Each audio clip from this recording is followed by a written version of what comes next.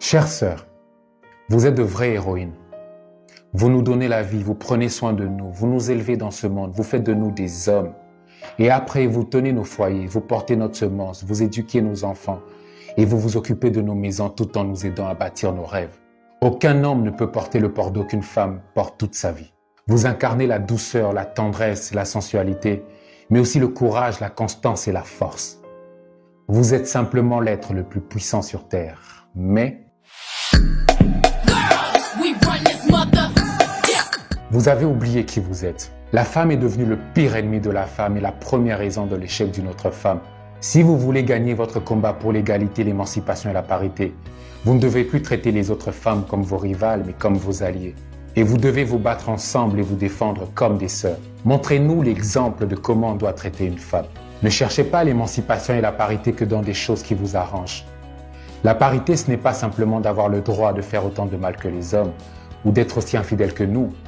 Cherchez votre émancipation dans des choses qui vous rendent plus fort et qui font grandir notre société.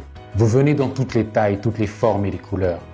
Ne laissez jamais personne vous dire que vous n'êtes pas assez ou que vous n'avez pas de valeur. Vous aurez toujours de la valeur si vous vous mettez en valeur.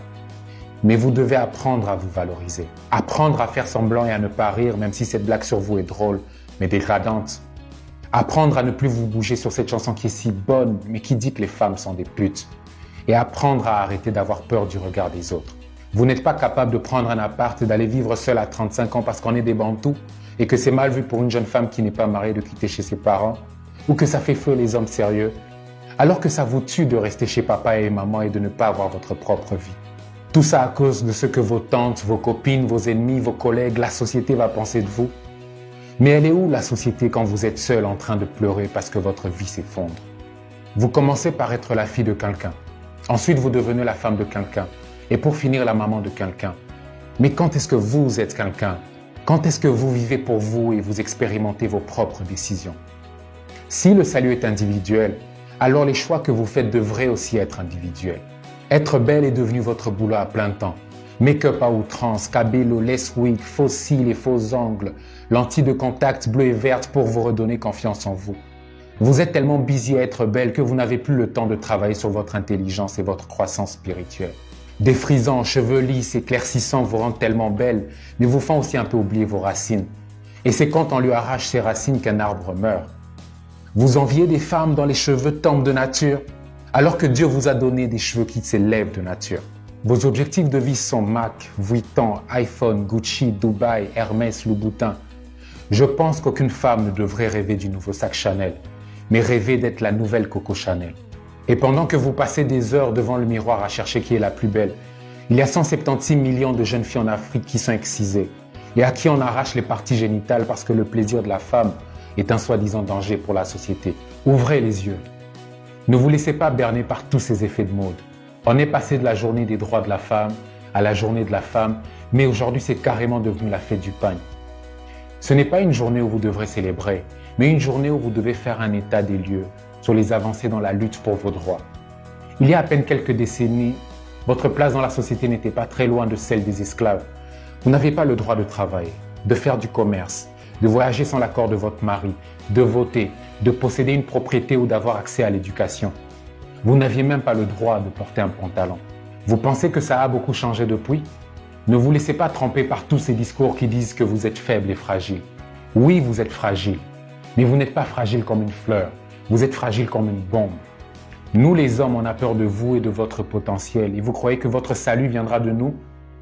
Apprenez à regarder les petits détails qui en disent long sur un homme. Ça ne sert à rien de dire qu'un homme est mauvais alors que c'est vous-même qui vous êtes fait croire quelque chose qu'il ne vous a jamais promis. Beaucoup de femmes ont tellement peur d'être seules et de rater le mariage qu'elles sont prêtes à revoir leurs standards à la baisse, à prendre le premier venu, à se mettre avec un connard et un mec qui les traite sans respect et à passer ensuite le reste de leur vie à prier que Dieu change son cœur. C'est triste. N'ayez pas peur d'avoir des rêves, des passions, d'expérimenter, de trouver un boulot, de bâtir une carrière, de devenir indépendante. Il n'y a que comme ça que vous ne jugerez pas un homme uniquement à sa capacité financière, mais plutôt à sa personnalité et à son potentiel humain. Donc le seul travail à faire, c'est sur vous. Si vous travaillez sur vous-même, vous allez avoir confiance en vous et vous allez comprendre qui vous êtes. Et une femme qui sait qui elle est et ce qu'il lui faut fera de meilleurs choix. Apprenez à mieux choisir vos hommes. Choisissez des hommes que vous admirez, dont vous respectez les principes et les valeurs et en qui vous croyez. Il n'y a que comme ça que vous n'aurez pas peur qu'ils soient les chefs de vos familles. Ne vous attendez pas à ce que votre relation réussisse si vous croyez plus dans la vision de votre pasteur que dans celle de votre homme. Soyez fiers. Même quand vous doutez de vous, soyez fiers. Ne laissez pas le monde voir que vous doutez parce que le monde adore vous voir douter. Mais ne soyez pas fiers pour rien, donc n'ayez pas peur d'apprendre. Donc n'ayez pas peur de dire je ne sais pas.